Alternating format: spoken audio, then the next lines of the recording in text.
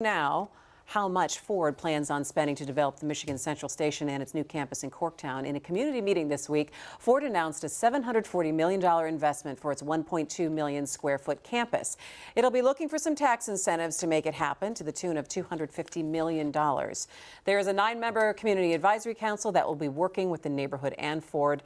Ford plans on bringing close to 5,000 workers downtown by 2022. So, big question, what does Ford need to take into consideration when it comes to working with residents in Corktown? And I think when people heard the price tag of $250 million in tax incentives, they went, oh, that's a lot of money. That's a lot of money. That's a lot of money. It's a lot of money, but they're taking on a big project that they didn't necessarily need to take on. They could have built a new campus in Detroit or anywhere else for a lot less money than that. They're solving a problem in Detroit, and that was that train station. And locating in that train station is usually more expensive than building from the ground up, because that's a big renovation project. The thing is built like a battleship, going in there and reworking that for modern offices. I know we're all construction, we all have expertise in construction, but did the $740 million, did that sound like an okay? You thought it would be more? I would have thought it would be closer to $2 billion. They were talking to $1 billion when it was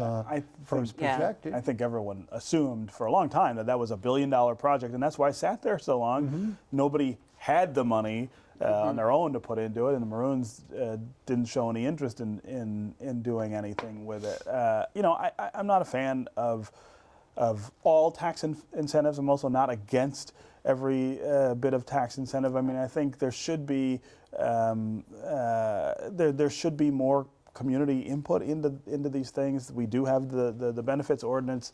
I talked to a neighbor who's on the committee that's looking at this. He said, you know, it's going a little rough right now. People are a little skeptical, a little fearful of, you know, somebody this big locating in your neighborhood. I think it's also really early in the process too. So and there's not as much detail. Of course, there's a lot of skepticism. I would think. And there's not as much detail as I think some people would like to have already, to be able to say, this is good for our neighborhood, this is bad. The truth is, it's going to be both, right? You can't put something that big in a neighborhood and not have both positive and negative effects. The people who live there are going to have to come to terms with what that balance looks like. 20 seconds, Nolan, you get the last word. I mean, this is what progress looks like. This is what change looks like. You couldn't leave that neighborhood with this big hulking building. That's right.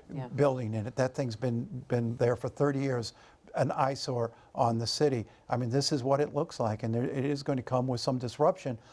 I think in the end, I think 5-10 years from now, that neighborhood's going to be healthier and happier than it is today. All right, this is just the beginning.